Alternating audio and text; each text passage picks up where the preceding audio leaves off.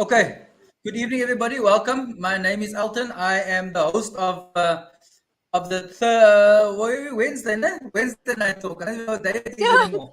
Um, it's been a crazy week. It's been a crazy few weeks for me, but we are here. Welcome. As you can see, we have a full panel tonight of people who have changed, whose lives have been changed as a result of sport. And we'll be chatting to each one of them. So Ned is back. So we've got Back. no Sorry. particular order. From the top of my screen, I've got Samantha, I've got Louzanne, I've got Sanet, and I've got Greg. Greg, you're the only you and I are the males in the house, and to make it even better, we both bald-headed. So I don't know if that's a good thing or a bad thing. I'm really cool with that, man. we stand out in the crowd. Yeah, so I'm gonna flip the convention, and I'm gonna start with you, Greg. Seeing that we're having an interlude already. So for those of you who've just joined us, every Wednesday night we have a conversation about people who have made a significant change in their lives, who has used sport as a vehicle of change and has changed themselves over time.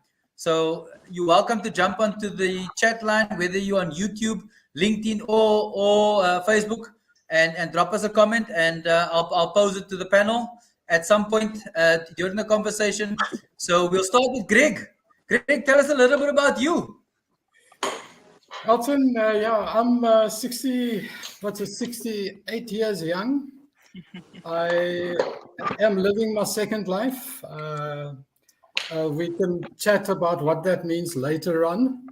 I also still work as an independent consultant. I've got revenue gaining opportunities where at my age and I'm still adding value to companies. And in between, I live my passion, and that is to be outdoors. I've acquired a taste for high altitude mountains. Did Everest only to base camp at about 5,800 meters, and then Kilimanjaro as well at the more or less the same height.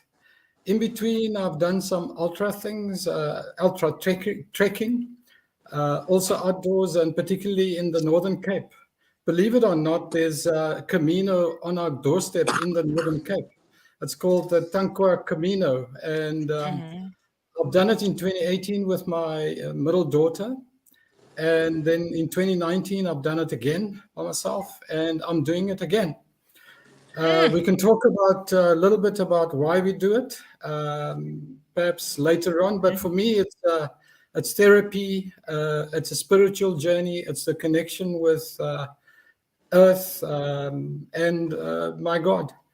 And that's why I do what I do. I'm setting out again on the 30th of March this year, in 2 weeks' time, to do it with a special purpose in the Northern Cape, walking 256 kilometers over 10 days.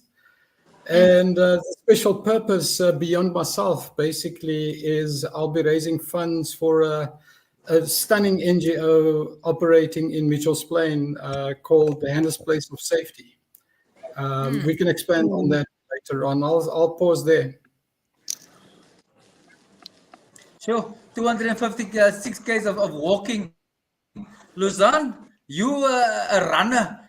Are you able to walk 256 k's, or would you prefer to run? And welcome. I would prefer to run it, Elton, but I probably will be able to walk it. Just not like, how the professionals walk. I can't walk like that. Just a disclaimer. But my name is Louzanne. I currently work at the University of the Free State in Bloemfontein, but I'm also an athlete, full-time athlete, and I compete in the 1,500 meters as well as the marathon. And we have our national championships this weekend in Cape Town. So I'm very stoked to be going to Cape Town tomorrow and to, be competing there. So thank you to Sanet and everyone doing the things over there. But yeah, that's me. That's basically me. Why? Don't give us a half a story. Don't give us a half a story, please. Please don't give us a half a story. Don't give You us a asked half a why? story. I don't. People, I'm not a woman of many words, eh? you're a woman of action. I leave everything out yes. there on the track every day. For those of you who don't know, Louzanne is a Paralympic athlete who when was it? 3 weeks ago? 4 weeks ago? We had her guide on. Yes, yeah. So tell us a little bit about that component in So between all the other stuff. Okay, cool. So I am a T11 athlete. So that basically means I'm classified as visually, I can't see anything. So my visual classification is the most severe. And because I do two very different types of events, I have two guides. The one is my track guide, Estian Badenhorst, and then my other guide that visited you on the show. He had lots of fun, by the way. His name is Klaus Kemper. So he does my road work with me, my marathons and stuff, and then Estian does the track work. So Estian is going to Cape Town. We the three of us competed in the Tokyo 2020 Paralympic, so that was lots of fun. And I the reason I do what I do is a very interesting question. Sometimes I ask myself that as well, like this afternoon on the track. But you know what? I think eventually it's, to a big component of it is because it's like Greg said, it's kind of like sort of therapy, but also you make other people realize that nothing stops them from achieving what they want to achieve. Amen. And it's a great vehicle to be a part of that and to make people realize that they can do anything that they set their minds to. Absolutely, and sport has the power to change, as Nelson Mandela said, and as we often use that quote over and over. Let's move to Sam. Sam has just. I don't know why I'm here, Alton. I'm listening to everyone else's stories. I'm thinking, what on earth am I doing here? Jeez, everyone's so inspiring. I am just an average Joe human who I own my own consulting. I do tech recruitment, and I'm a mom and a wife. And I, for mental health reasons, started running. And then got into triathlons. I've completed 2 full Ironman and 7. Awesome. Well done, The girl. 70.3. Thank Awesome. you. And Awesome. With the last one being this weekend just passed, or 2 weekends Yes. ago. Oh, yes, 2 weekends ago. And then I also, through sport, started an NGO called Soul Donations. And we Awesome. started, because we had a community, we started collecting takis for Ladles of Love. That's how it originated. And then we donated all our cycling gear to Alton, and he distributed that beautifully for us. awesome. And now we are swimming from Robben Island to Big Bay for EcoActive. They teach children in disadvantaged areas how to swim to prevent drowning. Awesome. Oh, wow. So that is me. Now I don't know why I'm here. Ew. Not at all. It's an absolutely eclectic group, but each of you have a special gift and special talent, and sport has changed you and has changed everybody around you through what you do. Sanet, hoe gaan dit daar by jou? Stil teruggetrokke nederig op my plek. That's Sjoe, right. groot Amerikaans woorde, jong. Ek verstaan jou woord. Almal lag as ek dit almal lag as ek dit sê. Vertel ons 'n bietjie van jou. Okay, my naam is Ek is 46 en ek het sport van 'n baie het in 'n bietjie in Windhoek gebly toe ek klein was, jonger was, en daar gewigstoot begin doen en so in atletiek betrokke geraak. En soos julle weet, ek is 'n verpleegster, so daar was nie eintlik tyd vir sport doen terwyl jy skofte werk en studeer en al die goed nie. Ja, by Arabië gaan werk, teruggekom En na 18 jaar se afwesigheid in sport, het ek in 20 weer begin deelneem aan atletiek. En dit so geniet. Dit is so lekker op die veld. Ek mis dit so baie. Ek sit met 'n gevriesde skouertjie en ons hoop die resolve gou, dan kan Sanet weer begin deelneem. Maar in die proses het ek begin betrokke raak by disabled atletiek en of para-atletiek en dan ook meesters atletiek. So ek geniet dit geweldig baie. Ek is sekretaresse van WP Meesters en dan ook visie-president vice chair, van Western Cape SAPD. En dis nou waar Louzanne verwys het, ons is so bevoorreg om die naweek die SAPD nasionale kampioenskappe hier in die Kaap aan te bied. Min slaap op die oomblik, laat aand vergaderinge, last minute things, last quotes, last everything, maar die voorreg en dis 'n absolute voorreg. Eers julle ouens, ek kan nie vir julle beskryf hoe lekker dit voel wanneer jy op die baan stap en iemand hardloop na jou toe en sê vir jou, Tannie Sanet! En hulle druk jou en hou jou vas en ons van hulle ouer is wat jy is, maar ek is Tannie Sanet en dis heerlik, dis lekker, ek geniet dit.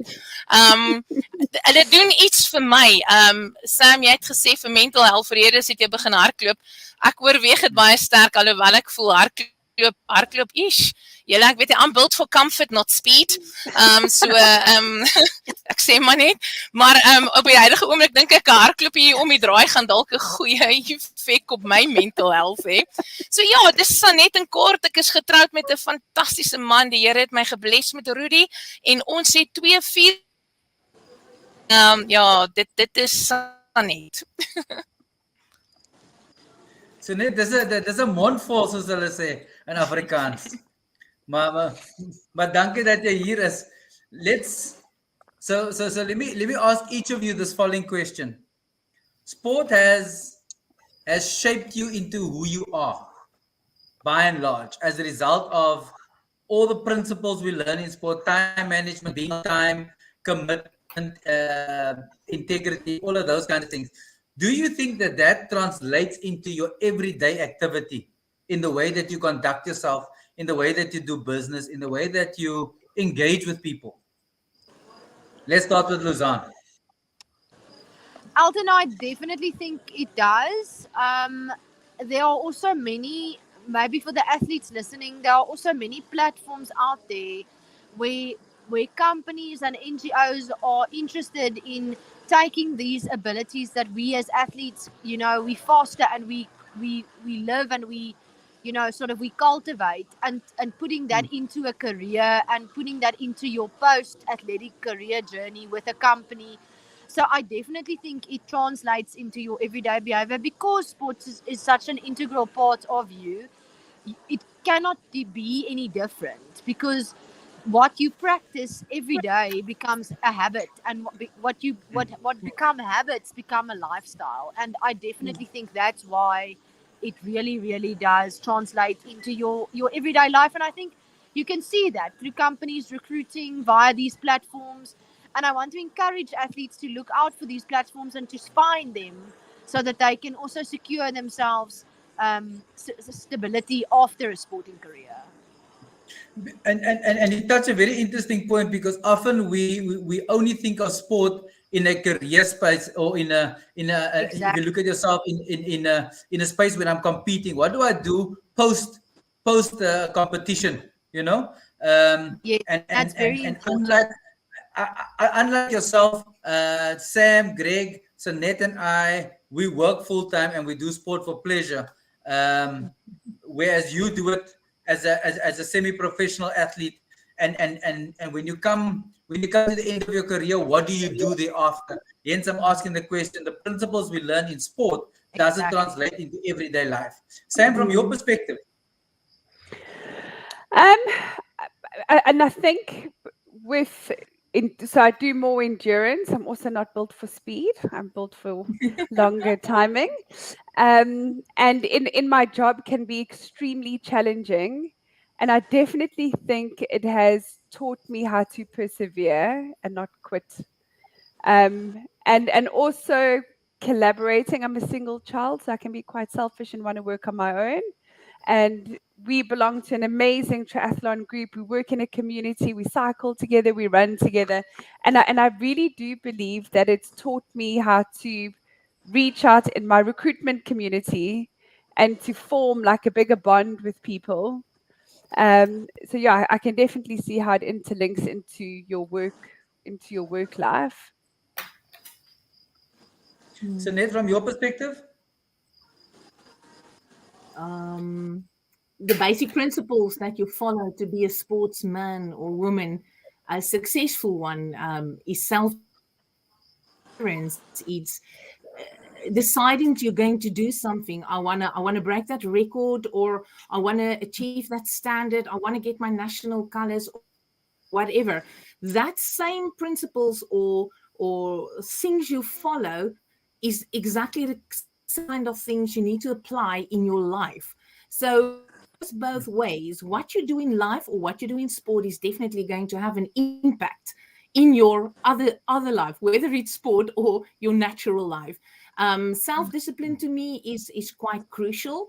If an athlete, you guys that run, Greg, you that like the mountainous areas, you know, if you're not self-disciplined and you don't stick to a train,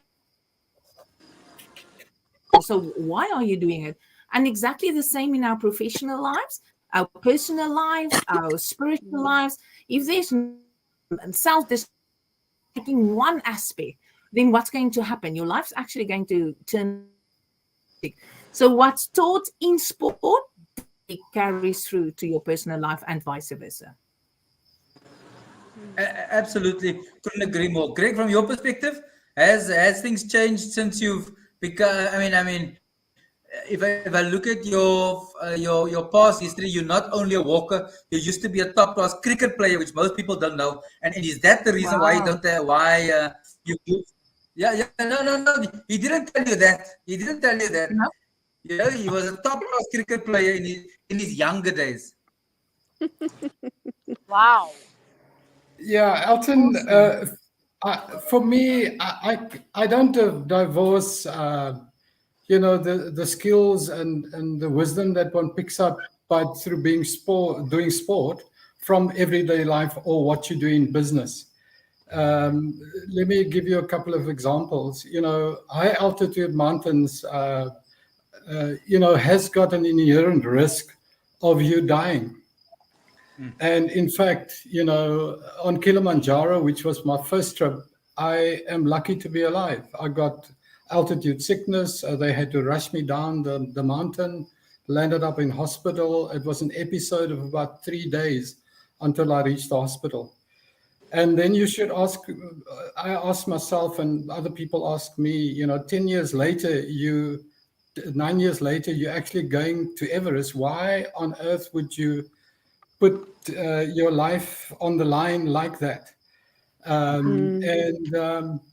The answer is really that you can't live your life in fear, and for me, it was important for me to go. What's also, and through sports, through what I'm doing, it's so amazing to see how far you can push this human vessel to the ultimate, where you yourself didn't think you can go with it. And so it's ingrained within your mind, in your soul, and in your spirit, and the physical being will follow where your mind goes. So for me, nothing is impossible, and I think I live out that mantra. And when I came back from Everest, people that I didn't know saw my stuff on Facebook that my wife posted, and they stopped me and said, they're inspired by what I do. And as an introvert, for me, it was very difficult to actually embrace that. But after a while, I actually embraced it fully. And when I'm an inspiration to other people, I think I've done something right. What the last thing probably that I want to say is when I was in Nepal doing trekking up to Mount Everest, it's not for me. What I brought back wasn't so much having achieved the ultimate goal. In fact, I came back with so much more. What the Sherpas and guides who are Buddhists, and I've entered a Buddhist country, traveled for almost 2.5 weeks in most rural areas and met the most beautiful, loving, serving people. And I came back, with this mantra of saying, when humanity comes together and walk in love, great things happen. And that for me was the biggest thing I took away with me, having done Everest. And Greg, it's interesting that you mentioned that, because we often take the human side out of sport, because we see it almost as a mechanical aspect, and if I take Sam as an example, Sam trained every day, every week to get ready for and in preparation, following a program to be able to get to the start line and then to get to the finish line of Ironman. And you've all touched on a very important component which we don't often talk about, is the tribe around us, the people that support us, and the people that train with us. I mean, Sam, from your perspective, you spoke earlier about the community of your club, but it's not only about the club that you train with, but also the family that you have in your home. And earlier I had a conversation with someone where we were saying that the minute you get involved in sport administratively, it costs you time and money without you even realizing it, because you got to go to a meeting, you got to go here, you got to go there, without any financial reward. Sam, so from your perspective, what would you say was the biggest lesson in terms of a support structure, and what can you tell us about how to nurture a support structure to each of you? Because we all have a support structure in one way or another. Sure. I definitely wouldn't be able to do it without my husband, because somebody needs to look after our daughter. And it is early mornings, and sometimes it's school runs or school collections, or sometimes you're just exhausted and can't cook dinner or whatever it is. So I definitely need his support, but we do sit down, and I don't ask permission, but I do ask what I want to do. Are you good with it? We look at our calendars, we look at our work schedule. Okay, he has my back. So I can't imagine it doing it without him. And then also our Kickstarter, our triathlon group, is just, our coach is phenomenal. Like, if you haven't trained a few days, she will check in. Are you okay? Like, the third day it will be a little bit bossier. Is there something wrong? If you skip it again, she will really have you in check. And that's amazing. That's really good that you're accountable to someone as well to get going. I wouldn't be able to do it. I mean, Alton, you must know Training Peaks. For sure. So where she puts the program up and we just follow it. I don't have to think about it. I don't have to. And that kind of structure and support, again, I can't imagine how anyone trains without it. So that is my golden eggs for sure. Absolutely. And having, in your case, having a structured program is what gets you through and good preparation to be able to get to the start and then to be able to get to the finish. Because without that structure, you're just gonna today I feel like a 100-meter swim. I need to do a 2K swim, because that's the plan.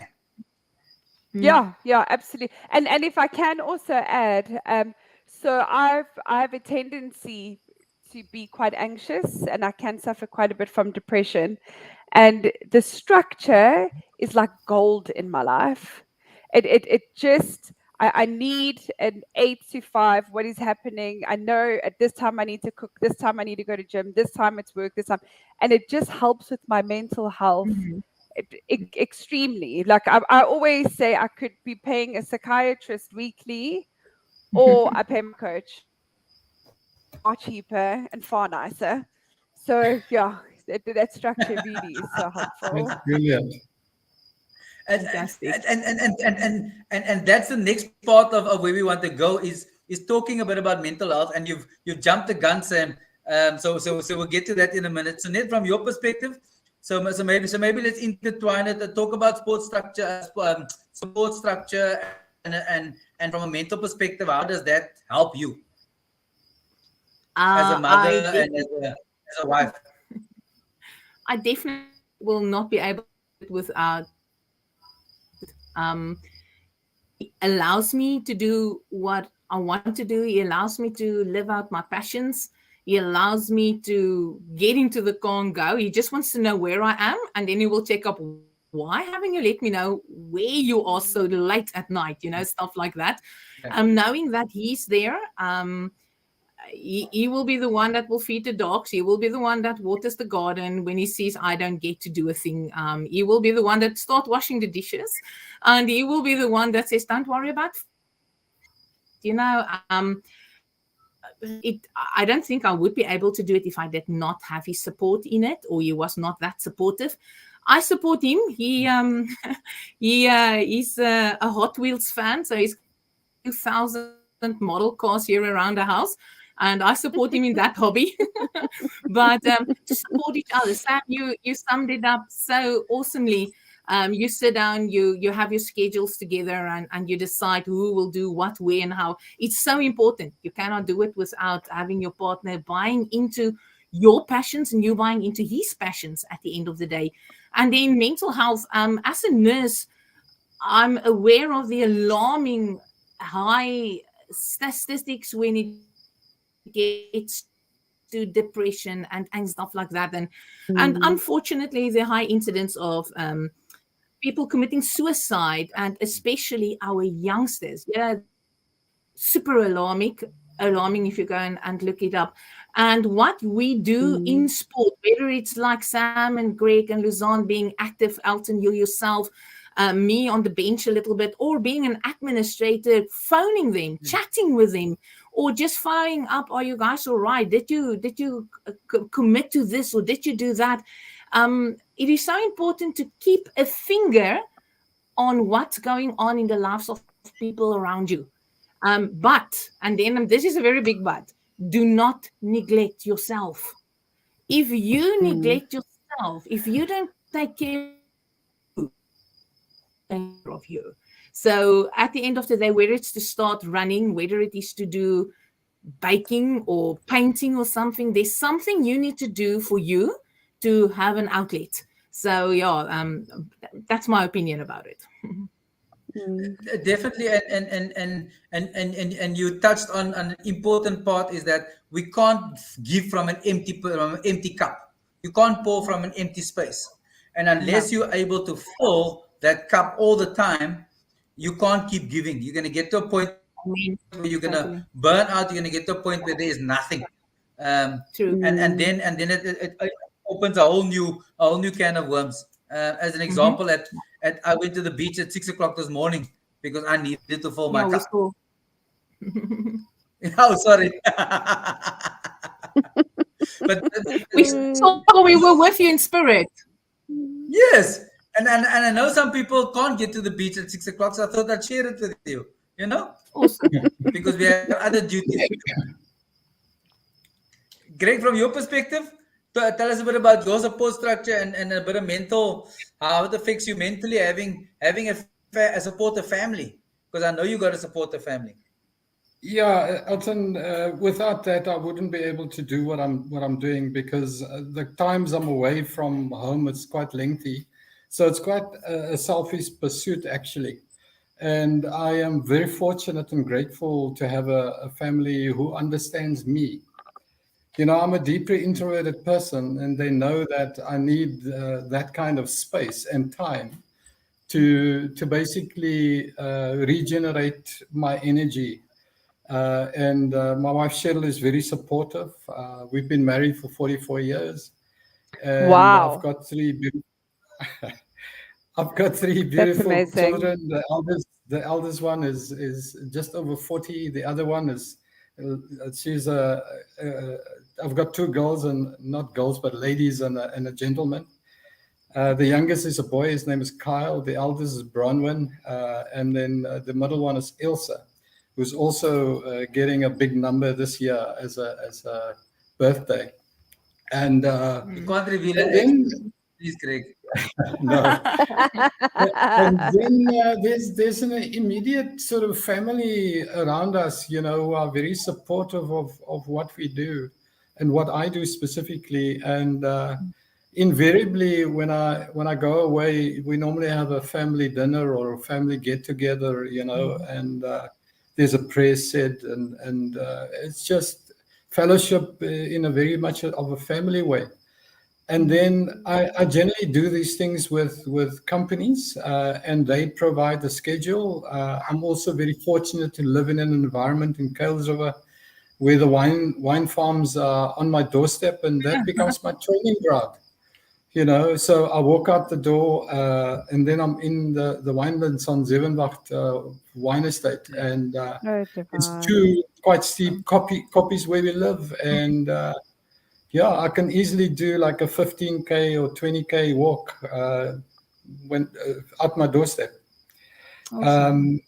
And from a mental health perspective, and particularly when you do high altitude trekking, where at anything over 3,000 meters, there's only 50% available oxygen in the air.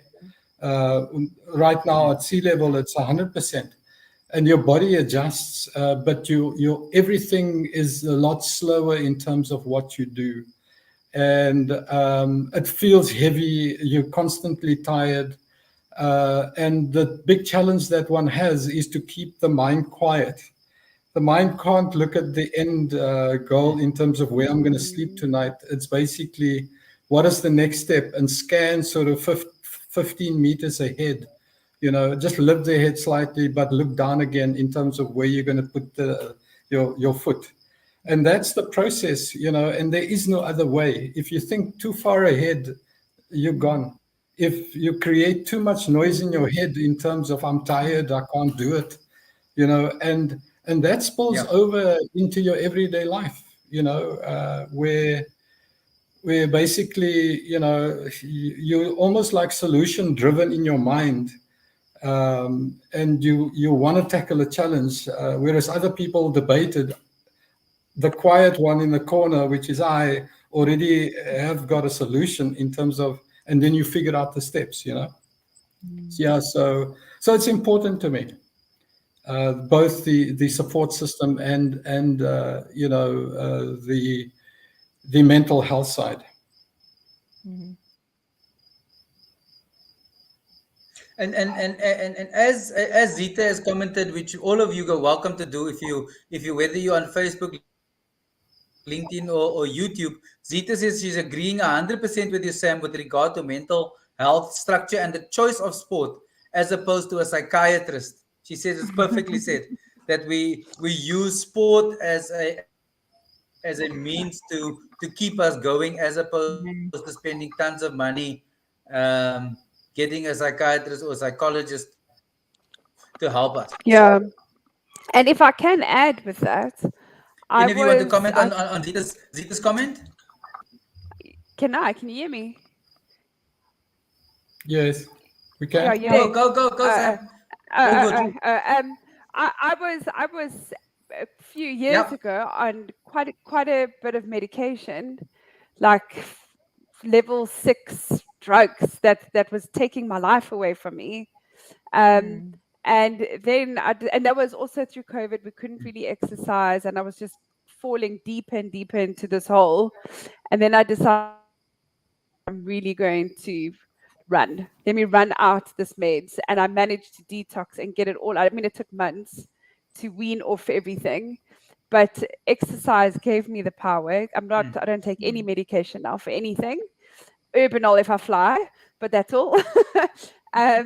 But yeah, and I think that is just so powerful that sport can do that. Exercise can do that.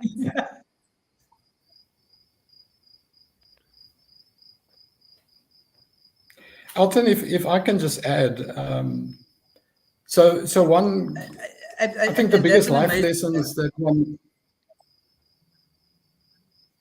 I think Alton's a bit delayed. Go, Greg. Alton? Go, Greg. Go. You can say. The biggest, I think, the biggest lessons in terms of Greg, learning comes out of deep challenges. So I took early retirement from a big corporate where I worked for 32 years in 2013. No special package, just normal sort of early retirement. And the reason why I did that is I needed to find me. You know, the corporate shapes you in a particular way, and you take the identity on of that particular corporate that you work for, and you get lost in that process of just doing and keeping, you know, up with the demands of this organization, and you neglect yourself, you neglect your family, and you actually you know, get consumed by money and shares and bonuses, etc., because that's how they reward you. And I stepped out of that world and became an independent consultant. And in fact, in the same year I retired in 2013, 6 months later, I did Kilimanjaro. You know, very ignorant of what I was allowing myself in, but I started pursuing those kind of things that gives me energy, that gives me life, that gives me the spiritual connection that I've not had before, you know. So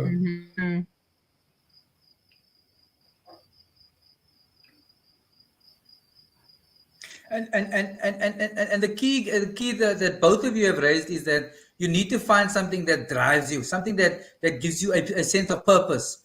And sport has that power to give us that sense of purpose. I mean, if I ask each of you what it's like to cross a finish line of sorts, what does that actually feel like for you? So Ned, in your case, getting to Masters Athletics and seeing all of us there on the track running, what's that sense of feeling that you have? And each of you can answer this question, because I think it's something that I think we need to pick up on based on what you're saying, is that we have that sense of accomplishment. And what does that feeling give you leading up to the event, and when you get there and it actually happens? What does it feel like, Sanet?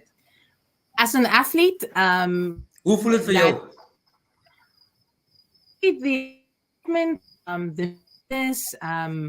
All that mixed emotions until you have that distance you want, or you have thrown that qualifying distance that you can get your national colors for the first time. It's a mixed emotion. More out of an administrative point of view, I absolutely love the feeling of seeing you guys super excited, jumping up and down. I'm talking about you in 100 meter now, and you shut muscles, you do your stretches, and then you guys that gun goes off, and you, if every single fiber of your being is being given to cross, to see the congratulations shaking each other and hugging each other, and the same with being to have seen 20-year-olds that's jumping and throwing and running, and that makes me feel, what are you doing about your health and being active and stuff like that? And on a disabled or a para-athletic front, that hugs and that gratitude. And I always say I love Masters and I love disabled athletics, because there's something non-nonsense about our athletes when it gets to Masters and disabled athletes. They're just so grateful. They're continuously thanking you, hugging you, kissing you, holding your hand, and even the Masters feels like family. You're walking there on and at 6 o'clock the first start, and you get your hug and doing my and everybody's giving advice for the shoulder. How's your cat and how's your dog doing? I just love part of other people's lives. It's absolutely fantastic.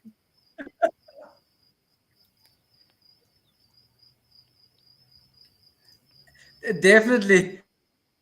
En Tannie se net is altyd daar met 'n drukkie en wat benodig jy? Hoe kan ek jou help? Maak jy spelle of wat maak jy? Tannie se net is altyd daar.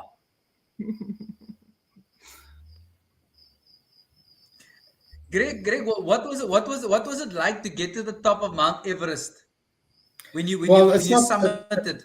What Yeah, it's not the top of Mount Everest. What were the thoughts that you had?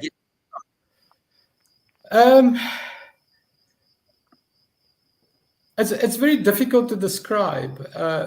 The pleasure I got though was, so we were a group of 7 trekkers up to Everest Base Camp. They all younger than about 20, 30 years younger than what I am. The one guy was from France. Sure. He attempted to summit Everest in 2018, didn't make it. 600 meters from the summit, he had to turn around. So he came to do it again in 2020. The other guy from Australia, he has summited Everest thrice. And one of the outcomes I wanted to have was to be able to get into the minds of these guys who's doing, these things in terms of summiting Mount Everest. I didn't. Everest is 8,900 meters. I went to, let's call it 6,000 meters, which is Everest Base Camp.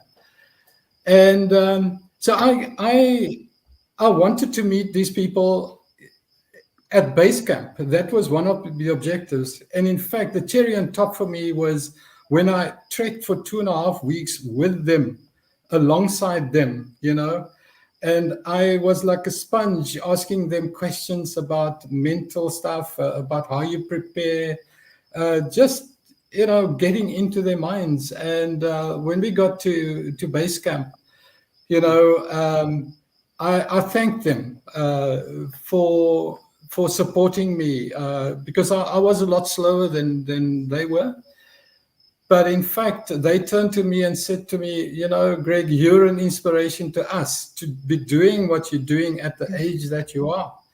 And I had to sit back and actually, recognize that these are seasoned athletes who have done greater things by summiting, for example, this Australian. And they went on, when I left base camp, the 2 of them went on to actually summit successfully. And and for me, it was quite pleasing to be able to hear that. One of the nice things also when we got to Everest Base Camp and we finally, got into the mesh tent and we were having a cup of coffee. The chef brought in a cake, a baked cake, a carrot cake. And on there was written, welcome to Everest Base, EBC, wow. Everest Base Camp. And it was, for me, it was like heaven, it was something that you wouldn't have expected at that level to be eating carrot cake that's delicious, and that the chef specifically prepared for us. And we sat there eating it with the Sherpas and with some of the guides. We then were a group of about 18, although it's only 7 trekkers. But to be able to share that moment with all of them, was it's something that it will live with me forever.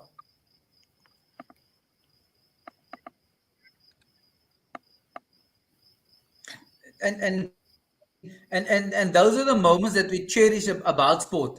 Sam, what was it like coming out of the water, a shortened swim, the bike, a leg was interesting, and seeing your mom on the side of the road taking in your words, not great photos, and you still shocking photos. How did that make you feel? Shocking photos. Every time is very different. I'll never forget that comment. I'll never forget that comment. How can my mom take a photo like this? But I remember my first full Ironman crossing the finish line. I was so unhappy. I was like, I'm selling my bike. I'm selling everything. I'm done. It was awful. It was awful. And I was like, this is not how a finish should be. But each experience is different. This time, I not cry always, but I'm a crier. I cry for everything and anything. So as soon as I hit the red carpet, I'm already crying. And this year was even more special because as I finished, there was quite a young guy standing a few meters in front of me, and it's pouring with rain.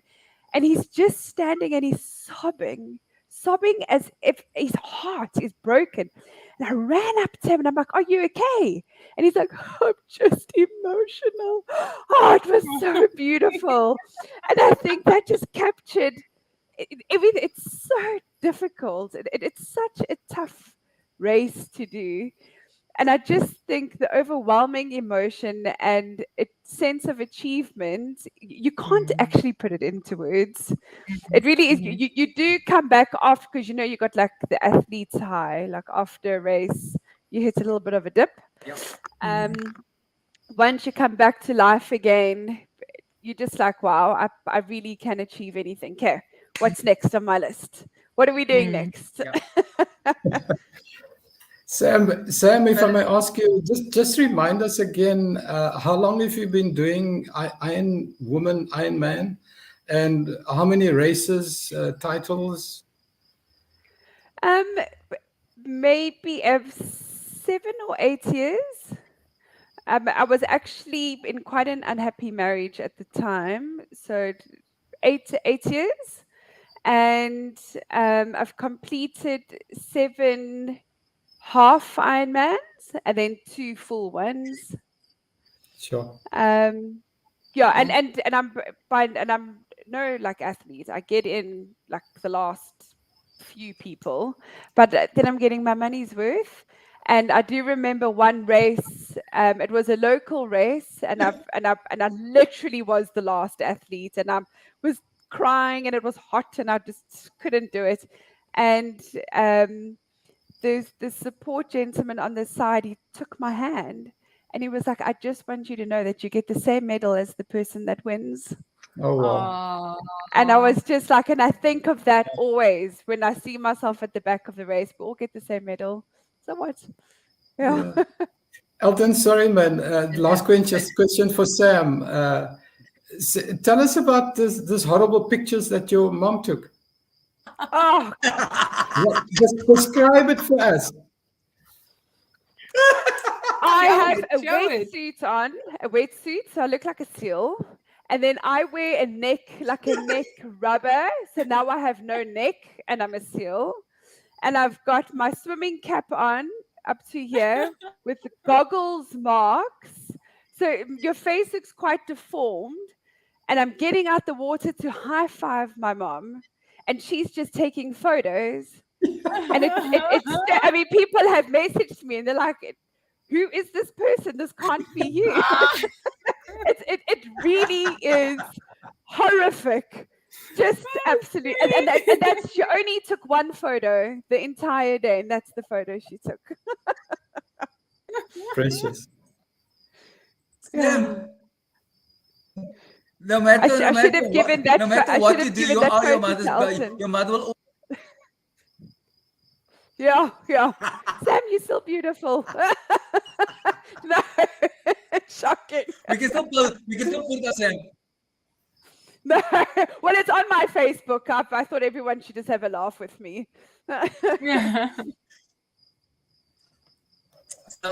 So Armin Stimmen says, "What a journey, Sam. Keep flying." In relation to your comments about being clean in terms of coming off all the antidepressants. Zita says, "Excellent, Sam. I do the same, and I had to find the tools that work for me to get me through and shape me into a better human, because I too have a heavy background, and I had to find ways to keep myself from going into that hole you are referring to give me life, as Greg just mentioned. Then the camaraderie and gratitude mentioned by Sanet.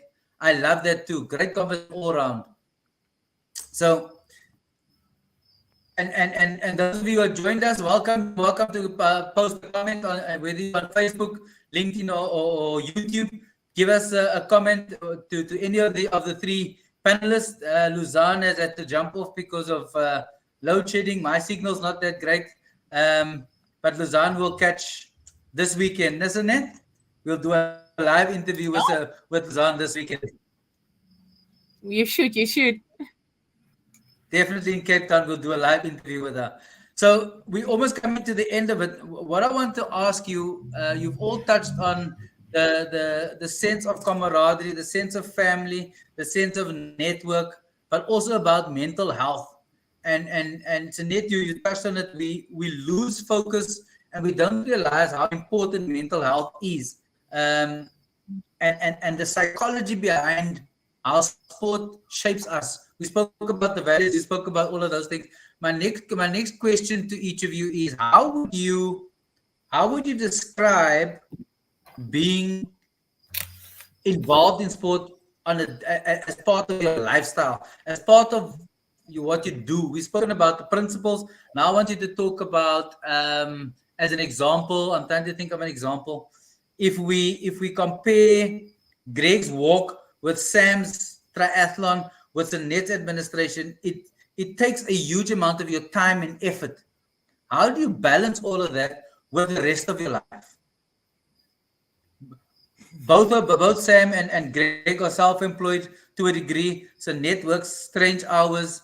How do you kind of balance all of these things? Because people often say, oh, he doesn't have time, or he's got too much time, so he can do these things, or she can do these things. How do you kind of have a work-life sport balance? Anyone can go first. I'll go. I mentioned that I'm living my second life, right? And what I do on an annual basis is I ring fence the things that I want to do in my calendar. That goes in to my calendar first. And then whatever I do from a work point of view, it happens around it, and family life also around that. So that's basically what I do. And I think being an independent affords you that kind of more of a, I would say, a balanced life in terms of mentally how you're doing and recharging your batteries to still deliver value to your clients. And you negotiate up front with your clients in terms of when I'm not available, you know. Mm-hmm. So that's really what I'm doing. And then my wife and I enjoy traveling as well. We haven't done so for 3 years. So that's also next on the agenda. So I'm doing this trek now at the end of the month. I come back on the 9th of April. And then from the 4th of May, I'll be in Namibia doing a 6-day trek, Fish River Canyon. So, yeah. Tough life you have there, Mr. Havenga. Tough life.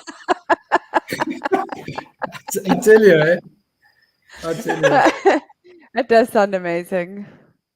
Absolutely, eh? Absolutely. That's Sam, a good second how life. do you balance the high power life that you lead on and off the field, and having a thriving business and having a busy household? 5 a.m.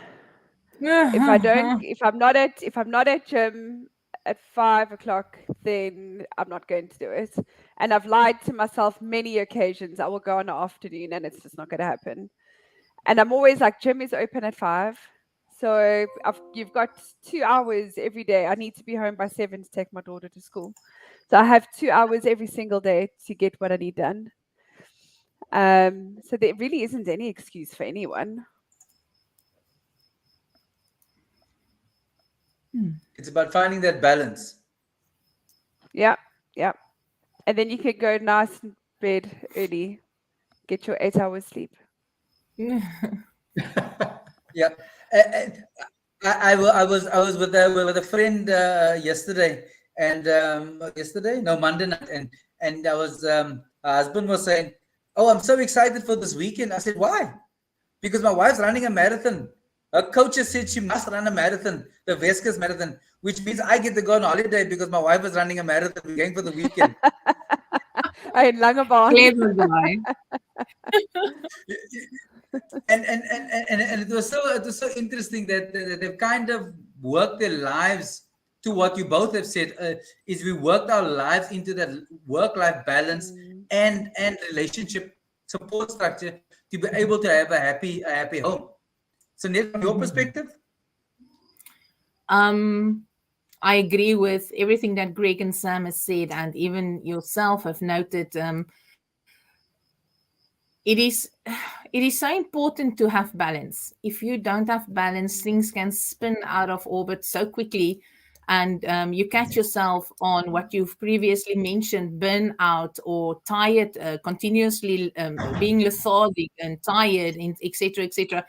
But I must say, keeping base or keeping touch with, like Sam, you need to be 5 o'clock in the gym, or Greg, you need to do certain things in preparation to leave and then to do whatever you should be doing on that side.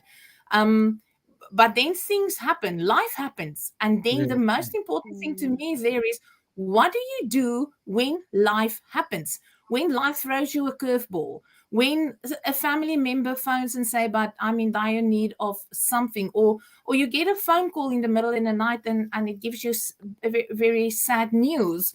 What's your hold on life that you actually jump back into setting that thing straight again? We go through emotional ups and downs. Yes, most definitely. All of us, we are all exposed to it. But how are we jumping back? And to me, one aspect, I haven't mentioned it, but my spirituality in what I believe and what I stand on, I cannot do it without God. There's one thing in my life that's a constant, that's the truth.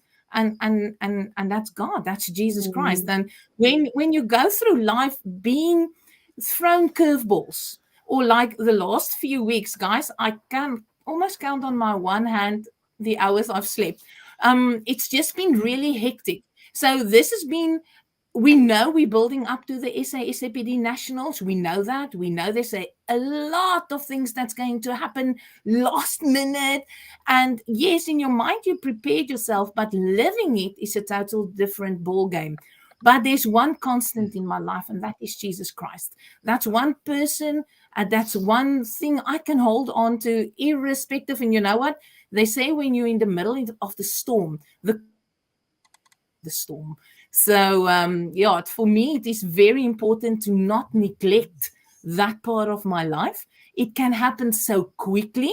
Then you realize, oops, there's little less time in Bible study, little less time going to church, and this is just swamping and everything is just building and building until you sit back, you take a deep breath, and you realize, I have been neglecting the most important things in my life, and that is my relationship with my husband. The rest will fall into place. So at the end of the day, looking back in my life, I can look at that beacons in my life, and that was the times that I realized they are there all the time. What's happening in my life to remain secure in that. And that's an interesting component, because people build their lives around various aspects, whether it is sport, whether it's religion, whether it's a combination of the two, and how people use those different platforms to do what they do. People use sport and religion to preach the gospel, whether it's or whether it's Christianity, whether it's Islam, whether it's Hinduism, whether it's Buddhism, as Greg mentioned. Sport is the unifier that connects people in many different ways. So in closing, I know that some people need to get to bed because they need to get up at 5 o'clock to go to the gym, you know. So in closing, I'm going to ask each of you, and you've got a minute and a half, 2 minutes tops. Why would you, if you had met me tomorrow, why would you recommend me to do sport? What would be your motivation to get someone into a space of being active? That's the question. What's the driving force? And you all look at me to say it's Yeah. I think one of the first things, Elton, is the kind of lifestyle we live is seemingly, if we're not involved in sport, is a very sedentary one. And being sedentary and not active means that you consume food and calories, and that's just one way it's going to end. You're going to pick up weight. You're going to attract certain unhealthy things in your life, in your body. So if that's the only reason why you need to get active, then that's what I will tell you. I was on my path there. You know, in 2010, in a quarter, 3 months, I shed something like 22 kgs. Sure. Yeah. So I was there. That's amazing. Definitely. Yeah. And if anything else, Greg, that's a driving force and a trigger for you to promote sports. Your lived experience of what it's been like for you, from an uncomfortable position to a position to where you're living, for want of a better word, a glorious life right now compared to where you come from. Yeah. Thank you. Thanks, Greg. Sam, from your perspective, why, maybe not an Ironman, but why would you get someone to participate in sport, taking, and particularly from your perspective, taking the depression side of things, the mental health perspective? Why would you recommend me to use sport almost as a coping mechanism? Because that's what you do. Yeah. Well, that would be exactly it, right? So I thought about it because I actually did see the question, and I was like, for me, I would tell anyone to do sport for mental health, no matter what. Everyone has stress, so it is the best stress reliever, I think, out there. Self-love. What better way to show self-love? Your balance in your life, and also community. I mean, there's some studies done that the longevity of someone's life that has a community around them increases. I don't want to make up a percentage, but it does increase your life. And you get that through sport. So there's a few reasons, but it is life-saving, literally life-saving. Absolutely. Definitely, I would agree with you for all those reasons and many, many more. Sanet, van jou kant, hoekom is jy betrokke nog altyd en ander mense se probleme antwoord elke dag in WhatsApp of 'n telefoon op? You what? One reason of people. Find that a lot of our athletes don't know what to do. They don't know what to do. They don't get the correct answers the first time. I'm Greg. I'm also in corporate at the life as a nurse. I'm in corporate, so that's a whole different story. And I find when some or an athlete or everybody, when I speak, is patients. They are all my patients. When they phone you and then you say, I'm not sure, but let me put you through to, or no, I don't know, let me put you through to that one, and that one put you through to this one, and I want to climb walls when it happens to me. Thing is, Elton, when you phone me to ask me, what do I do to register for WP Masters? I want to give you the whole story, first time, everything. So when we hang up, you've got the whole story, and to go and make 2 or 3 other phone calls. You don't have to go and Google 10, 20, 30 extra times. You guys don't want to see my phone with all the links and all the referrals and all the things. Solely because when Sam phones me and asks me something, I want to give her an answer. And if I don't know, I at least want to know I refer her to a person that will be able to assist her. Not phoning Greg, Elton, Sanet, Louzanne, and then maybe get an answer. I can hear his voice, and I hear the frustration in our masters athletes. I totally hear the frustration in the para-athletics community. So what my motto is, I want to help you the first time. And if I'm not able to help you or assist you, our that I know will be able to help you. Whether it is athletics related, sport related, spiritually related, psychologically, it doesn't matter. I want to help because I firmly believe God placed us on earth to help one another and to be a help to people that's not able to help themselves maybe at a time in their lives. I love that. Absolutely. So, Ned, you remind me of a policy that they had at Virgin Active, and the policy then in those days it was called health and racket. For those of you who remember, when I started in the fitness industry, it was called health and racket. And on my first day of orientation, they said, when the phone rings, it only rings thrice, no more, and you answer.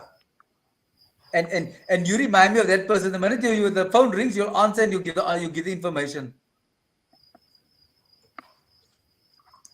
So having said that, guys, without you realizing it, and you said it earlier, each of you are a massive inspiration to the people around you.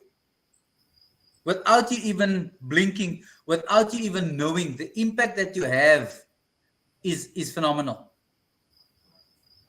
If you look at the tribe, if you look at what you do, for you it's just something you do. For Sam, it's a coping mechanism. It's spending time with the friends and living.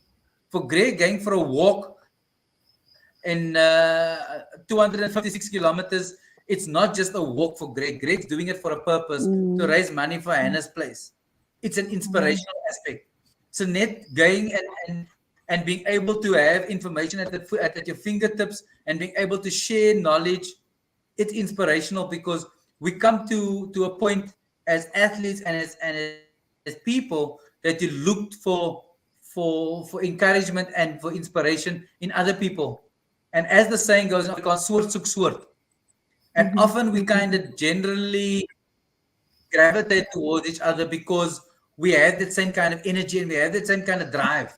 And sport does that. You know? Yeah. Professor Christo de Koning says, great discussion. And Prof talks about this in his books and some of the stuff he does, that sport is a unifying factor that brings us together. It unites and does things for us that nothing else can do. I mean, if you just look on the platform, we all know each other as a result of sport. We wouldn't have met each other in any other way generally. And yet we're able to have a detailed conversation and be able to share things without having any prejudice towards each other, because sport gives us that leveling platform. So I want to thank each of you for making time to come and share your journey with us. And definitely we will have each of you back in a future session, because I want to do a bit more focused conversation, and each of you have a specific role to play in where I'm going with this podcast. So don't go too far, because you'll be called back at some point. Thanks, Thank you, Alton. thank you, everyone. Thank you, Lovely guys. meeting you both. Thank you, guys. Thanks, everybody, for tuning in. Next week, Wednesday, will be another podcast. However, on Friday night, on Facebook Live, we will do the opening ceremony of the SAPD opening ceremony for the National Championships, which will be hosted in Cape Town. And we would like to see each of you come and support these athletes, people like Louzanne, people like Kerwin Nomdu we had on last week.